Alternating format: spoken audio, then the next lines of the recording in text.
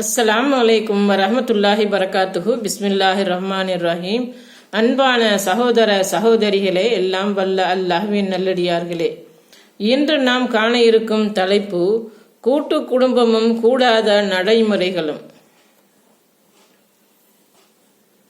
வீட்டினுள் நுழையும் முன் பெயரை தெளிவாக சொல்லுவது. வீட்டு வாசலில் வந்து அனுமதி கேட்பவர் தான் இன்னார் என்று குறிப்பிட்டு தன் பெயரை தெளிவாக தெரிவிக்க வேண்டும். முட்டையாக நான் தான் என்று கூறக்கூடாது.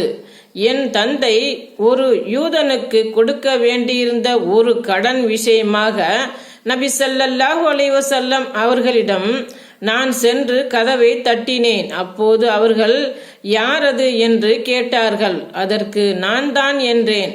அப்போது நபி ஸல்லல்லாஹு அலைஹி வஸல்லம் அவர்கள் நான் தான் என்றால் என்று அதை விரும்பாதவர்கள் போல கூறினார்கள். அறிவிப்பவர் ஜாபிர் ரலியல்லாஹு அன்ஹு, புகாரி 6250. 3 முக்கிய நேரங்கள். கூட்டாக வாழ்கின்ற வாழ்க்கையில் நம்முடைய குழந்தைகளும் முக்கிய அங்கம் வகிக்கின்றனர். அவர்களுக்குரிய ஒழுக்கங்களையும் நாம் அவர்களுக்கு முறையாக கற்பிக்க வேண்டும். பின்வரும் வசனத்தில் 3 நேரங்களில் குழந்தைகள் கூட அனுமதி பெற்றுத்தான் வீட்டிற்குள் நுழைய வேண்டும் என இறைவன் கட்டளையிடுகிறான்.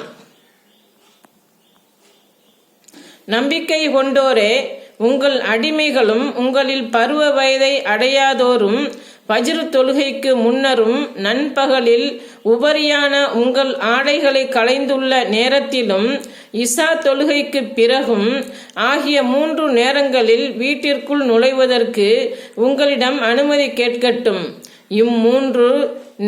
இம்மூன்றும் உங்களுக்குரிய அந்தரங்க நேரங்கள். இதன் பின்னர் அவர்கள் மீதோ உங்கள் மீதோ எந்த குற்றமும் இல்லை. அவர்கள் உங்களை சுற்றி வருபவர்கள், உங்களில் ஒருவர் மற்றவரிடம் வந்து செல்பவர்கள். இவ்வாறே அல்லாஹ் வசனங்களை தெளிவுபடுத்துகிறான். அல்லாஹ் அறிந்தவன், ஞானம் மிக்கவன். உங்களில் சிறுவர்கள் பருவ வயதை அடைந்து விட்டால் வயதால் அவர்களுக்கு முதியோர் அனுமதி கேட்பது போல் அவர்களுக்கும் அனுமதி கேட்க வேண்டும். இவ்வாறே அல்லாஹ் தனது வசனங்களை உங்களுக்கு தெளிவுபடுத்துகிறான். அல்லாஹ் அறிந்தவன், ஞானமிக்கவன். அல் குர்ஆன் அத்தியாயம் 24 வசனம் 58. இந்த நேரங்கள் பெண்கள் தங்கள் படுக்கைக்கு ஒதுங்குகின்ற அல்லது ஓய்வெடுக்கின்ற நேரங்களாகும். இந்நேரங்களில் வீட்டில் பணியாற்றும் அடிமைகள் மற்றும் பருவ வயதை அடையாத பாலகர்கள் கூட அனுமதி பெற்றுத்தான் வரவேண்டும் என்று அல்லாஹ் கூறுகிறான். என்றால் மற்றவர்கள் அனுமதி பெறாமல் வரலாமா? 3 முறை அனுமதி கோரல். நான் அன்சாரிகளில் அவை ஒன்றில் அமர்ந்திருந்தேன். அப்போது பதட்டமடைந்தவரை போன்று அபு மூசா ரலியல்லாஹு அன்ஹு அவர்கள் வந்தார்கள். நான் உமர் ரலியல்லாஹு அன்ஹு அவர்களிடம் அவர்களது வீட்டிற்குள் நுழைய 3 முறை அனுமதி கேட்டேன். ஆனால் எனக்கு அனுமதி அளிக்கப்படவில்லை. ஆகவே நான் திரும்பிவிட்டேன். பின்பு உமர் ரலியல்லாஹு அன்ஹு அவர்கள் உங்களை வரச் சொல்லி இருந்தேனே, நீங்கள் ஏன் வரவில்லை என்று கேட்டார்கள்.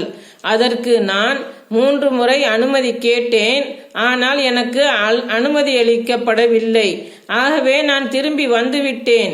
ஏனெனில் அல்லாஹ்வின் தூதர் ஸல்லல்லாஹு அலைஹி வஸல்லம் அவர்கள் உங்களில் ஒருவர் 3 முறை அனுமதி கேட்டும் அவருக்கு அனுமதி வழங்கப்படவில்லை என்றால் அவர் திரும்பி விடட்டும் என்று கூறியுள்ளார்கள் என்று கூறினேன்.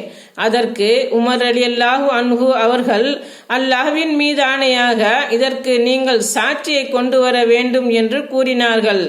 இதை நபி ஸல்லல்லாஹு அலைஹி வஸல்லம் அவர்களிடம் இருந்து செவி ஏற்றவர் யாரேனும் உங்களில் உள்ளாரா என்று அபு மூசா ரலியல்லாஹு அன்ஹு அவர்கள் கேட்டார்கள். அதற்கு உபை பின் கஅப் ரலியல்லாஹு அன்ஹு அவர்கள் அல்லாஹ்வின் மீது ஆணையாக மக்களில் மிக சிறியவரே உங்களுடன் இப்போது சாட்சி சொல்ல வருவார் என்று சொன்னார்கள். அங்கு நான் தான் மக்களில் சிறியவனாக இருந்தேன். எனவே நான் அபு மூசா ரலியல்லாஹு அன்ஹு அவர்களுடன் சென்று நபி ஸல்லல்லாஹு அலைஹி வஸல்லம் அவர்கள் அவ்வாறு சொன்னார்கள் என்று உமர் ரலியல்லாஹு அன்ஹு அவர்களிடம் தெரிவித்தேன். அறிவிப்பவர் அபு சயீத் அல் குத்ரி ரலியல்லாஹு அன்ஹு, புகாரி 6245. அஸ்ஸலாமு அலைக்கும் வரஹ்மத்துல்லாஹி வரகாத்துஹு.